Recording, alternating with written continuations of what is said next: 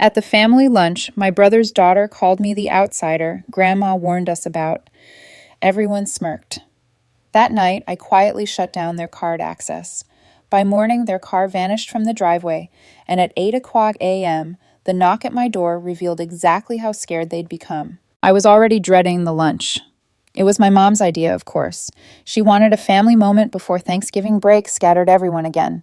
My brother Tyler and his perfect little clan had flown in the night before, so naturally the gathering was centered around them. Mom made her usual spread, roast chicken instead of turkey because apparently turkey's too dry for Tyler's kids. Nobody asked what I wanted. They never did. But I showed up anyway because for years I'd kept showing up, thinking maybe this time would be different. It was me, my parents, Tyler and his wife Janine, their 3 kids, and my cousins Aaron and Noah, the only people at that table who ever looked me in the eye like I was actually a person and not just the outsider. We were halfway through lunch when the comment dropped.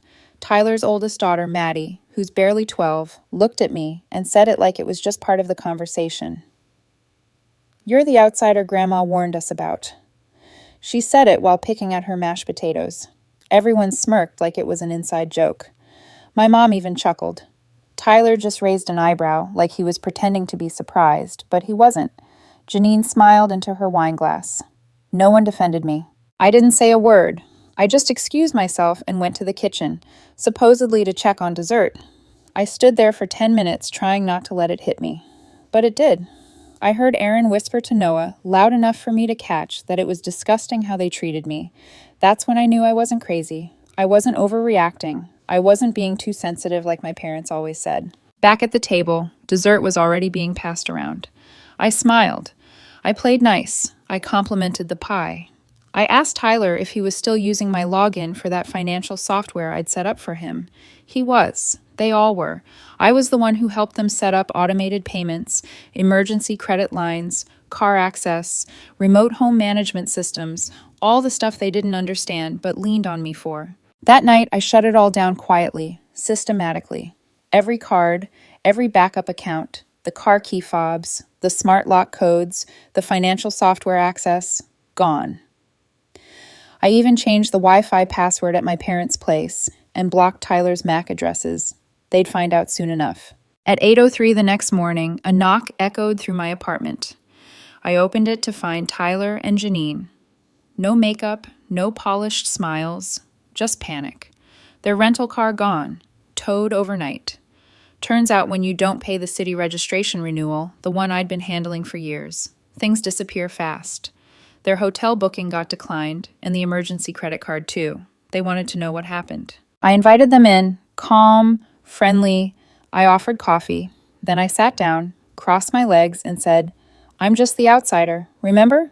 Tyler's face turned a color I'd never seen before. Janine started asking questions, real questions. What was going on? Why would I do this? I didn't answer, not yet, because that was just the beginning. They didn't even try to hide the desperation in their voices. Tyler kept checking his phone like a solution was going to pop up on the screen, but all his apps were locked out. The accounts had 2-factor authentication now, mine. Janine asked if they could just use my laptop to sort a few things out. I told them it was in repair. I wasn't about to make this easy. I let them sit in it for a few minutes while I sipped my coffee. It wasn't about revenge. Not exactly. Not yet. It was about pulling back the curtain and letting them see what life looked like without me quietly fixing every mess, covering every mistake, and making sure they never felt the consequences of their own carelessness. I offered to call my cousin Noah instead. He and Aaron had been texting me nonstop since the lunch, apologizing again for what Maddie said and how the adults just sat there. They weren't perfect, but they were real. They were the only ones who ever told me the truth. Noah picked up immediately, said he'd come get them. I told him to give me 20 minutes before he pulled up. I had a few more things to say. I turned to Tyler and Janine and told them everything I'd handled for them over the past 4 years. The mortgage backups when Tyler forgot to pay. The credit limit extensions when Janine's shopping spiraled. The private school donation receipts that I forged on behalf of my parents to keep up appearances. All of it. And that I stopped doing it. All of it. Effective immediately. Tyler muttered something about family loyalty. I told him loyalty doesn't survive mockery. When Noah arrived, he didn't say much to them, just nodded at me, gave a tight smile, and helped load their luggage, which I now realized they brought with them. They weren't going back to the hotel. They couldn't. Later that afternoon, I got a call from my mom. She left a message, said she heard about what happened and wanted to have a talk. I blocked her number. Then I blocked my dad's too. That night, Aaron messaged me privately, said Tyler and Janine were staying at my parents' house, claimed it was chaos. Apparently, my mom had no idea how many things I'd been silently handling for her, too. She tried to open her home security app and found it dead. Her online banking was frozen because of an expired password recovery system, which I'd set up using my email years ago. They thought they were cutting out the dead weight. Turns out I was the one holding everything together. Erin ended her message with, "Honestly, you should have done this a long time ago." Maybe she was right, but I wasn't finished yet. They still thought I just lost it temporarily, that I was being emotional. They didn't realize I was done playing the fixer. The next move would make that perfectly clear. I waited a full day before making my next move. Let them stew in it. Aaron and Noah kept me updated from the inside. Apparently, my mom spent half the day on the phone with her bank and the other half yelling at Tyler for not keeping me in line. My dad tried logging into the smart thermostat system to adjust the heat and found himself locked out. The garage wouldn't open. Half the house was running in analog mode now. They didn't even know how to turn the sprinklers on without me. I'd spent so long being their tech crutch, their financial babysitter, their invisible problem solver. They never bothered to learn how anything worked. They thought all the systems they relied on just ran themselves, like I was some ghost in the machine. But ghosts don't forget. The second wave of my plan was more subtle. I knew Tyler had a conference coming up, some important industry mixer in Seattle. He needed those new business cards I'd helped him design and order. The custom domain email that filtered through my server space. The entire online calendar that I created and managed from scratch. Gone. All of it. The site went dark. The email bounced. His LinkedIn account was updated with a status that read, "Taking time to reassess priorities." It wasn't even a hack. He just never changed the password I set for him 4 years ago. He called from a new number, probably someone else's phone, left a voicemail with a clipped apology, said he regretted what Maddie said and that things were misunderstood. It was the most non-apology I'd ever heard. I didn't reply. Instead, I called Erin, told her I was done with them, really done, that nothing they said now would undo what they'd let happen for years, how I was always too much or not enough. How my job in tech was weird, how my apartment was temporary, how I was so independent it became an excuse not to invite me to things. She didn't argue, just said she understood. Then she said, "You're not the outsider. You're just the only one who grew up." That night, I pulled one last plug. I emailed the lawyer who handled the family trust, the one my grandfather set up years ago. I told him I wanted my name removed from any future estate management responsibilities. I'd been named a successor trustee without ever being asked. I wasn't going to be the cleanup crew when they were gone. He called me immediately, probably stunned, but I let it go to voicemail. I was done managing their chaos and life or death. The next morning, Aaron sent me a photo. Tyler sitting on the front porch of my parents' house, head in his hands. Janine pacing with her phone. No service. My mom standing behind the screen door, arms crossed. My dad in the background fiddling with the sprinkler control box. No one was saying anything. They were just stuck. And they hadn't seen the worst yet. I was just getting started. I didn't plan for things to get this messy so fast. I thought it would take weeks for them to unravel. But the collapse was accelerating on its own. 3 days after the lunch, Erin called me. Really called. Not just a message. I picked up because she never wasted my time. She didn't ask how I was. She just said, "Raina, you need to see this," and sent me a link. It was a private forum. Nothing flashy. Just a niche discussion board for Tyler's industry contacts. Small enough to fly under the radar, but high level enough to matter. Someone had posted a thread warning about a sketchy consultant using stolen credentials and ghost-written certifications. They didn't name him outright, but they didn't have to. The description was too specific. That certification I'd helped him acquire in 2021, the one he needed for that corporate contract. I did what he asked, filled out the forms, took the remote test under his name. Stupid, I know. He promised it was a one-time thing, that he just needed the job. I hadn't thought about it in years. Now, someone had found out. Somehow. I forwarded the thread to Noah. Within an hour, he called me, whispering like he was in a spy movie. Said Janine had been yelling at Tyler in the backyard, and he'd overheard enough to piece it together. Tyler thought I had exposed him. But I hadn't. I swear I didn't. So someone had. I spent the next few hours digging. I wasn't sure why. Maybe because part of me wanted to know just how deep this hole went. Or maybe I didn't like the idea of someone else playing Puppet Master in a game I started. That's when I found the real twist. It wasn't me. It wasn't some disgruntled coworker or jealous competitor. It was Maddie, Tyler's daughter, 12 years old. She had written about her dad for a school project. Something about people in your family who inspire you. She mentioned his job title and certifications. Her teacher Googled it, tried to verify the credentials for a class exercise, and nothing matched. The teacher, a friend of Aaron's by insane coincidence, had quietly flagged it. The domino effect started from there. When I told Aaron, she just muttered, "Holy, Maddie torpedoed him." And then we both laughed for a solid minute. It wasn't even bitter, just disbelief. None of this was supposed to happen. But now it was too late to fix anything. Tyler's consulting contract was pulled. Janine lost her influencer deal. Apparently the family image was part of her brand.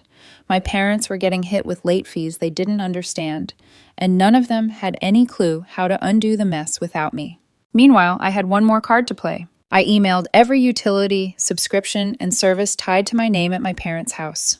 Things I'd paid for without recognition. I canceled every single one. No more free streaming, no more meal kits, no more bundled data plans. Then I texted Aaron and Noah the final sentence they were waiting for. "I'm out." And I meant it. But even I didn't expect what came next. The police showed up at my door. When the knock came, I wasn't surprised. I'd been expecting something, a screaming phone call, maybe a letter, maybe even Janine showing up again.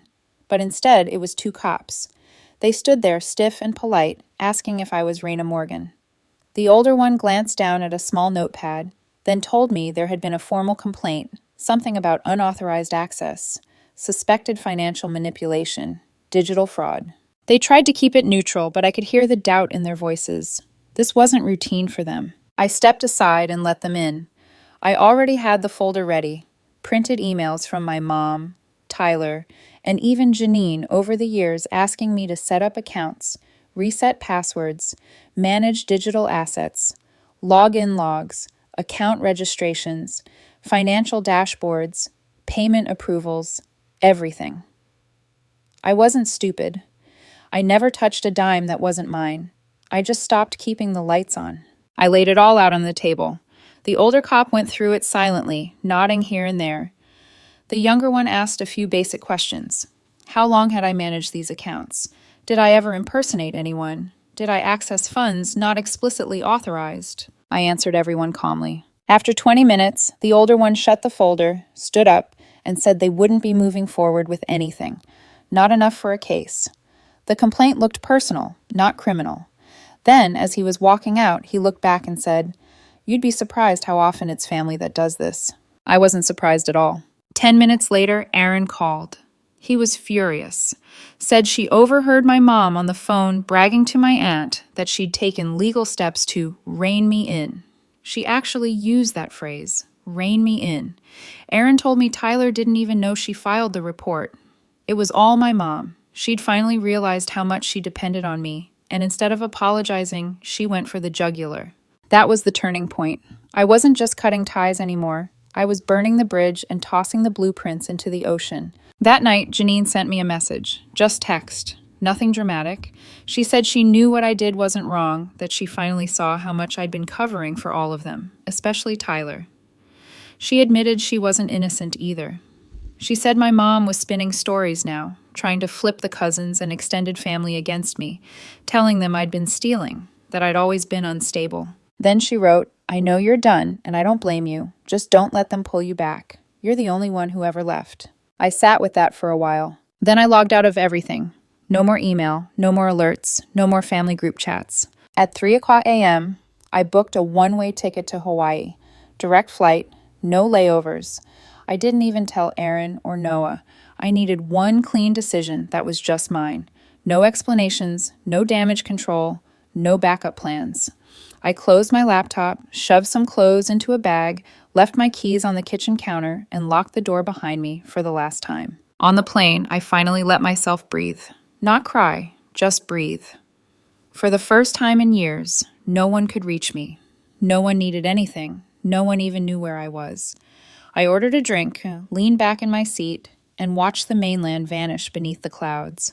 I was finally gone. When the plane touched down in Honolulu, there was no grand emotional wave, no sudden clarity about life or family or healing. It was simpler than that. A long exhale after years of breathing too shallow. I rolled my small suitcase off the plane, walked past the crowds, and stepped into warm air that smelled faintly like salt and ginger. For the first time in a long time, nothing tugged at me. No buzzing phone, no digital emergencies, no one asking for a password I created. I didn't book a resort. I wanted distance, not room service. The studio I'd chosen belonged to a local woman named Kai. She handed me the keys in a woven pouch, told me the AC rattled sometimes, and pointed me toward the beach. That was the full check-in. No questions about where I came from or why I was alone. The first morning, I woke up before sunrise without an alarm. The sky was still dark, with a thin pink band stretching over the horizon. I walked to the beach with sandals in my hand. The water was cold at the shore, but warm a few steps in, and the sound of it folding over itself felt steadier than my own heartbeat. For years, my life had been built around reacting, fixing what someone else broke, soothing egos, covering mistakes, predicting disasters. Now there was nothing to respond to. I let that sink in slowly. Took longer than I thought. Around noon, I finally turned my phone on for the first time since landing. The screen lit up with messages, but only two mattered. One from Erin, one from Noah. Erin's message was a picture of my parents' house. The lawn looked worse than before, the grass almost white at the edges. She wrote that my dad tried messing with the sprinkler system again and managed to short out something in the garage. My mom had been calling neighbors asking who disabled their utilities, still refusing to admit the truth. Janine had moved out of the house and into a motel with the kids for a few nights because the tension was unbearable. Tyler wasn't returning her calls. Then Erin added, "They're falling apart, not because of you, because you left." Noah's message was shorter. "We're not going to the family Thanksgiving. We're done pretending they're fine." I didn't reply right away. Instead, I walked back toward the shore and let the phone rest in my hand. They were choosing distance from the family for the first time in years. Not out of spite, out of clarity. And somehow that felt like the real shift. That night, I sat on the little balcony outside my rental with a plate of grilled mahi-mahi from the food truck down the road. A soft wind pulled at the curtains. For the first time, the silence wasn't tense. It was full, a space I had earned. On the fourth day, I turned the phone off again slowly. This time not to hide, just because I didn't need it. Not here, not right now. I tucked it deep into my bag and let it stay there. In the mornings, I walked the same stretch of beach. In the afternoons, I read cheap paperbacks with dog-eared corners. At night, I wrote pieces of thoughts on scraps of paper. Not about revenge, not about family drama, just about what I wanted next, something I'd never let myself consider before. The truth hit me one evening while watching the sun slip behind the water. I didn't feel guilty for leaving. I didn't feel empty. I didn't feel obligated to fix anything waiting for me on the mainland. I felt exactly like someone who survived a place she should have left a long time ago. Hawaii wasn't a fresh start. It wasn't a dramatic reinvention. It was something quieter and more honest. It was a break, my first real one. I didn't know how long I'd stay, and I didn't need to decide. For the first time in my life, nothing was pulling me backward.